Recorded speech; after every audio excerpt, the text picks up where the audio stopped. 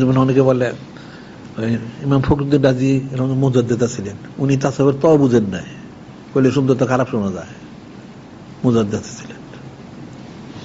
উনি তো প্রথম সভা করতে করতে শেষ হয়ে গেছে জিন্দেগি, এরকমই সবাই মুজাদ্দিদ।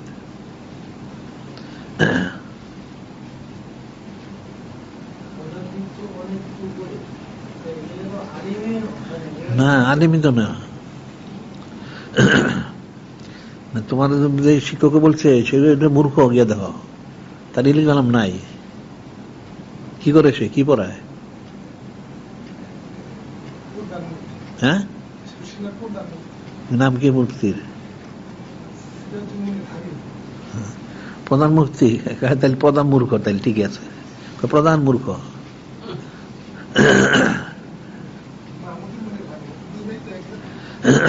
প্রধান মূর্খ তুমি, কিন্তু তুমি হাদিস বুঝো না, তুমি আমার খাসলে টানাটানি করতেছ, তুমি তো গেছো মধ্যে বাতিলের মধ্যে।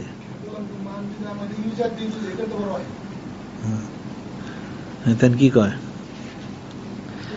এগুলি এই সম্বন্ধে চলবে, যেটা এর মূল ইয়ার যেটা হচ্ছে যে মুজাদ্দিদ প্রত্যেক জায়গায় একজন হয়, সহকারী সাহায্যকারী থাকতে পারে, মূল মুজাদ্দিদ একজনই।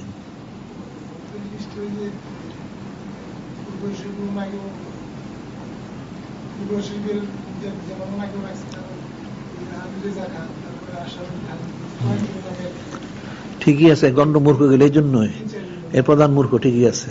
আশরাফ আলী থানভী মুজাদ্দিদের ইমান নষ্ট হয়ে দেবো, তার যে ওই বইটা লিখছে যে হ্যাঁ হিফজুল ইমান, ওটা কি লিখছে পড়ছো? ওটা আছে আমাদের কাছে। সে নিজেই প্রশ্ন করছে যে নূরে মুজাসসাম হাবিবুল্লাহ হুজুর পাক ইলমে গায়েব কেমন, কি জবাব দিছে? হ্যাঁ, বলল তো কুফরি, নাউজুবিল্লাহ। একটা শিশু, একটা পাগল, একটা পশুর মতো, নাউজুবিল্লাহ। মুসলমান বলেই তো জায়েজ নাই, তুই গন্ডমূর্খ বলতে এটাই জানেন না। আর রেজা খান তো আরেক পদ, আরেক মুনাফেক, সে সব জায়গায় ফতোয়া দেখলাম নূরে মুজাসসাম, তার ফতোয়া আফ্রিকা, ওই কিতাবটা আমাদের কাছে আছে, বললে উনি মাটির তৈরি।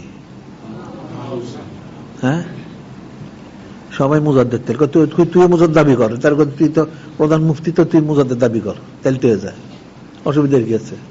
অনেকে যে মুজাদ্দিদ হইতে পারে, তুই মুজাদ্দিদ, অসুবিধার কি আছে?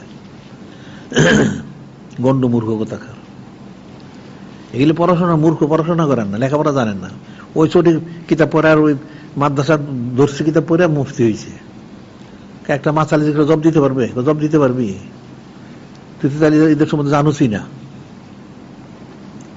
এদের মধ্যে তারা জানোসই না।